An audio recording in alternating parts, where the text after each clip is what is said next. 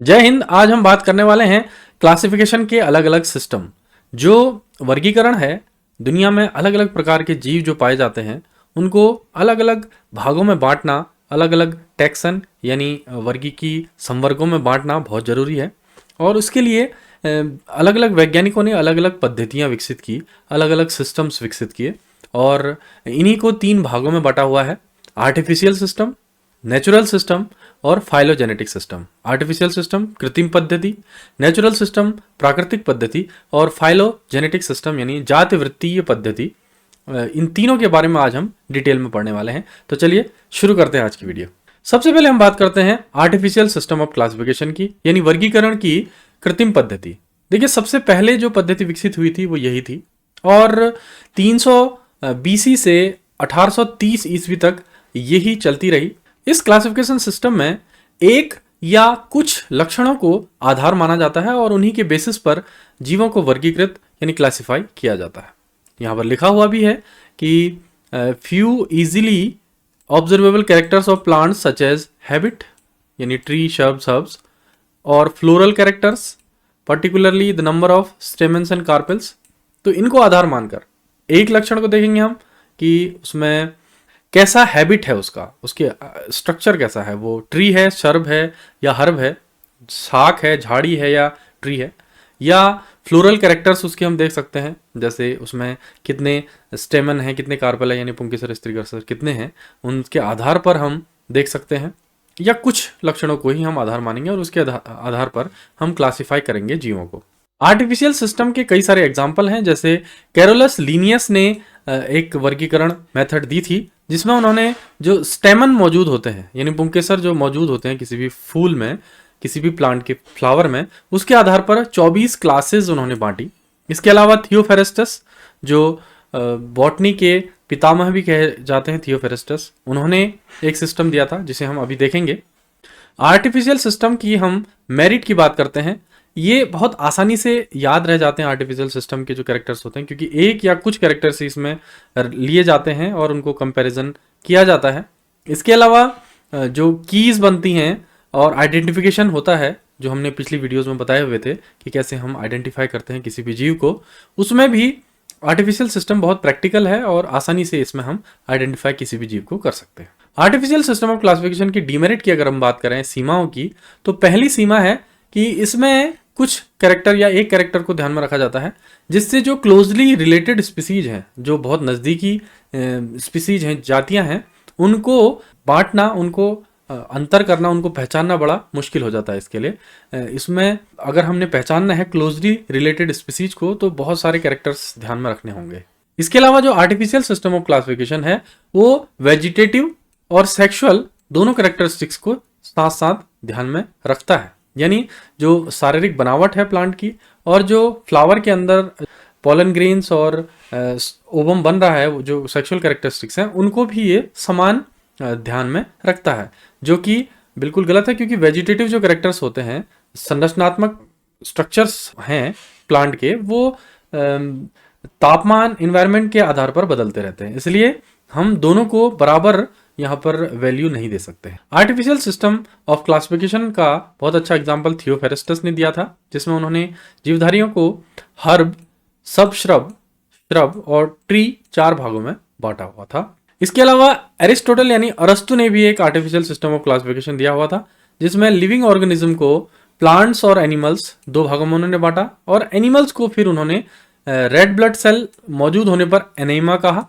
और red blood cell न होने पर एनीमा कहा। तो जंतुओं को भी 2 भागों में बांटा, जिनमें लाल रुधिर कणिकाएं हैं उन्हें एनीमा कहा और जिनमें लाल रुधिर कणिकाएं नहीं हैं, जिनका ब्लड लाल नहीं है, वो एनीमा कहा। ए और ए का अंतर है, बस ई और ए का। इसके अलावा एनिमल्स को रहने के स्थान के आधार पर टेरेस्ट्रियल, फ्लाइंग और एक्वेटिक यानी भूमि में रहने वाले, उड़ने वाले यानी बर्ड्स, और एक्वेटिक यानी स्विम करने वाले, पानी में रहने वाले, 3 भागों में बांटा। तो ये एक आर्टिफिशियल सिस्टम ऑफ क्लासिफिकेशन का एग्जाम्पल था जो अरस्तु ने दिया हुआ था। दूसरा क्लासिफिकेशन सिस्टम है नेचुरल सिस्टम ऑफ क्लासिफिकेशन। इसमें जो मुख्य लक्षण हैं और उससे संबंधित जो दूसरे लक्षण हैं उनको भी ध्यान में रखा जाता है, और इसमें जैसे कि रिजेम्बलेंस, वो दिखाई कैसा देता है, यानी मॉर्फोलॉजी, बाह्य आकारिकी कैसी है किसी भी प्लांट की, उसको भी आधार माना जाता है, और भी अन्य गुण इसमें लिए जाते हैं कई सारे। और किसी भी जीव को क्लासिफाई तब किया जाता है, natural system of classification. Charles Darwin ने कहा था कि जितने भी जीव आज के समय में मौजूद हैं वो सभी पहले एंशियंट टाइम से इवॉल्व हुए हैं, उन्हीं से वो बने हुए हैं और उनमें कई सारे चेंजेस डे बाय डे आते रहे। तो ऐसा उन्होंने बताया था एनिमल और प्लांट के बारे में।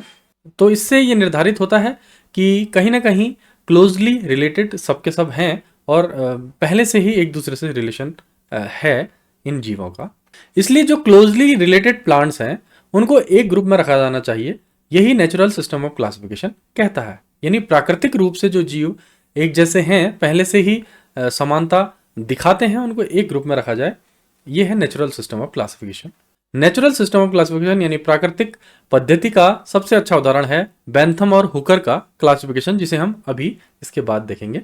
नेचुरल क्लासिफिकेशन की मेरिट्स की बात करें तो इसका जो फैमिली और जेनेरा का डिस्क्रिप्शन होता है वो बहुत ही ज़्यादा एक्यूरेट होता है, बहुत सही होता है और अंतर आसानी से बताए जा सकते हैं विभिन्न जो फैमिलीज या जेनेरा अलग अलग प्लांट्स के हैं।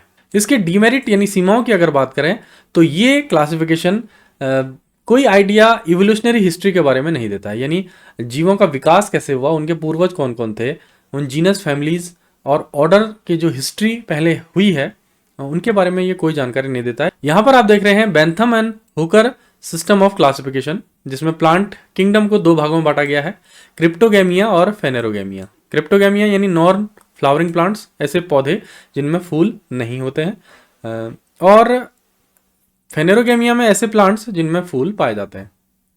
और इनको तीन भागों में बांटा गया है, डाइकोटिलिडनी, जिम्नोस्पर्मी और मोनोकोटिलिडनी, यानी मोनोकोट, डाइकोट और जिम्नोस्पर्म। जो डाइकोटिलिडनी होते हैं उनमें दो कोटिलिडन यानी बीज पत्र पाए जाते हैं जो बीजों के अंदर होते हैं, भोज्य सामग्री, भोजन सामग्री।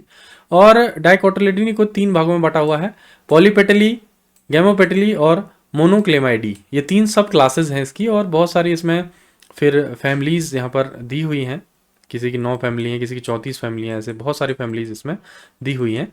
इसके बाद जो जिम्नोस्पर्मी है वो फ्रूट नहीं बनाता है और उनके जो सीड्स होते हैं वो नेकेड सीडेड होते हैं, यानी इनको जिम्नोस्पर्म यानी नेकेड सीडेड प्लांट भी कहते हैं। तो इनके जो बीज होते हैं वो बीज आवरण से घिरे हुए नहीं रहते हैं, सीड कोट से। और तीसरा है मोनोकोटिलिडनी, जिनमें सिर्फ एक बीज पत्र यानी मोनोकोटिलिडन पाया जाता है, और इसमें कई सारी फैमिलीज नीचे बताई हुई हैं। तो हर एक जो क्लासेस हैं उनमें बहुत सारी फैमिलीज नीचे बनी हुई हैं। ये है Bentham Hooker system of classification, जो नेचुरल सिस्टम ऑफ क्लासिफिकेशन का बहुत अच्छा उदाहरण है। तीसरा सिस्टम ऑफ क्लासिफिकेशन है फाइलोजेनेटिक सिस्टम ऑफ क्लासिफिकेशन, यानी जातिवृत्तीय पद्धति। जीवों के जितने भी लक्षण नेचुरल सिस्टम और आर्टिफिशियल सिस्टम में थे वो तो इसमें लिए ही जाते हैं, इसके साथ साथ इनके फाइलोजेनेटिक रिलेशनशिप को भी ध्यान में रखा जाता है, यानी जो जातिवृत्ति यानी जो इतिहास इनका है, पहले जिन जो जीव इनके पूर्वज रहे हैं उनके बीच जो इंटर रिलेशनशिप्स रहे हैं उनको भी ध्यान में रखा जाता है और वर्गीकरण किया जाता है जीवों का। और इसका सबसे बेहतरीन उदाहरण है एंगलर और प्रेंटल का क्लासिफिकेशन, जिसे हम अभी देखेंगे। इसके मेरिट की बात करें तो जीवों के जो रिलेशनशिप्स होते हैं आपस में और जो उनका ओरिजिन है, जो जिनसे वो डेवलप हुए हैं, विकसित हुए हैं, उनको आधार मानकर इसमें क्लासिफाई किया जाता है। तो ये बहुत अच्छा और बहुत एक्यूरेट क्लासिफिकेशन सिस्टम माना जाता है। इसके डीमेरिट की बात करें तो इसका प्रैक्टिकल एप्लीकेशन नहीं हो पाता है, बहुत ही मुश्किल होता है, क्योंकि सभी जीवों के इतिहास को जानना बड़ा ही मुश्किल है आज के समय में भी। तो ये काफ़ी मुश्किल पैदा करता है जीव वैज्ञानिकों के लिए। फाइलोजेनेटिक सिस्टम ऑफ क्लासिफिकेशन का सबसे अच्छा उदाहरण है एंगलर और प्रेंटल का क्लासिफिकेशन, जिसमें प्लांट्स को 2 डिविजन्स में बांटा गया है, जिसमें एक से 12 बैक्टीरिया और टेरिडोफाइट्स, और 13वें में एम्ब्रियोफाइटा यहाँ पर दिखाया हुआ है, सिफेनोगैमिया। और इसमें सब डिवीजन जिम्नोस्पर्मी और एंजियोस्पर्मी, क्लासेस मोनोकोटिलिडनी और डाइकोटिलिडनी, जिसमें 11 ऑर्डर हैं मोनोकोटिलिडनी में और 45 फैमिलीज हैं। इसके अलावा डाइकोटिलिडनी में 206 फैमिलीज और 33 ऑर्डर्स हैं, और मेटा क्लेमाइडी में 11 ऑर्डर और 52 फैमिलीज हैं। तो कुल मिला के यहाँ पर 300 से अधिक फैमिलीज एंगलर और प्रेंटल सिस्टम ऑफ क्लासिफिकेशन में दी गई हैं। तो आज की वीडियो में हमने देखा कि जो अलग अलग क्लासिफिकेशन के सिस्टम हैं, आर्टिफिशियल सिस्टम यानी कृत्रिम पद्धति, नेचुरल सिस्टम यानी प्राकृतिक पद्धति और फाइलोजेनेटिक सिस्टम यानी जातिवृत्ति पद्धति, इन तीनों में अंतर क्या है, इन तीनों के बारे में हमने पूरा डिटेल में पढ़ा और इसके एग्जाम्पल्स भी देखे। तो ये वीडियो आपको कैसे लगी बताइएगा कमेंट बॉक्स में लिखकर। हम इस चैनल पर अभी बायोलॉजी की वीडियोस अपलोड कर रहे हैं, लेकिन कई सारे सब्जेक्ट्स की और नॉलेज से भरी हुई वीडियोस हम इस चैनल पर डालते रहेंगे। तो देखते रहिए अर्जुन की क्लासेस चैनल। और मैं अपना इंट्रोडक्शन यहाँ पर दूंगा। मैं हूँ अर्जुन सिंह छतोला, उत्तराखंड में लेक्चरर हूँ बायोलॉजी का और यहीं कार्यरत हूँ। तो फिर मिलते हैं। Bye bye, take care, stay safe.